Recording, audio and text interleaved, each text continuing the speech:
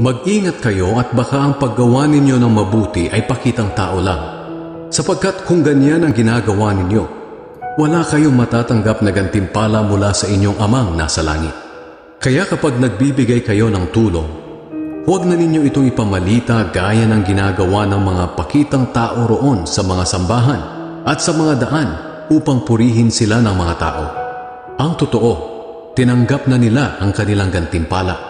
Sa halip, kung magbibigay kayo ng tulong, huwag na ninyo itong ipaalam kahit sa pinakamatalik nyong kaibigan upang maging lihim ang pagbibigay ninyo.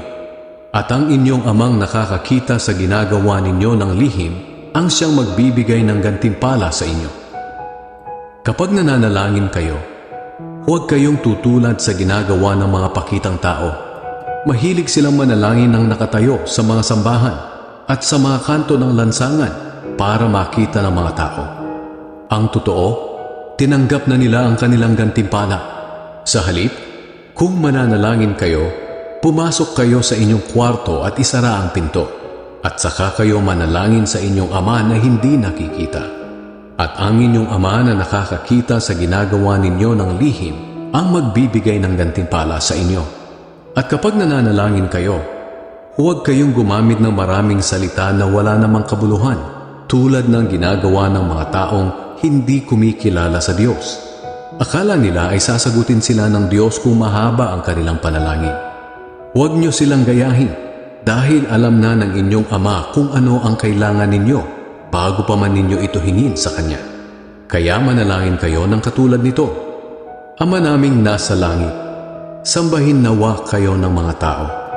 Naway magsimula na ang inyong paghahari at masunod ang inyong kalooban dito sa lupa tulad ng sa langit.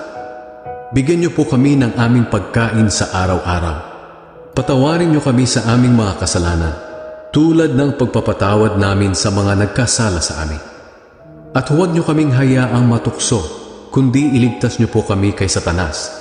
Sapagkat kayo ang hari, ang makapangyarihan at dakilang Diyos magpakailanman. Kung pinapatawad ninyo ang mga taong nagkasala sa inyo, patatawarin din kayo ng inyong Amang nasa langit. Ngunit kung hindi ninyo sila pinapatawad, hindi rin kayo patatawarin ng inyong Ama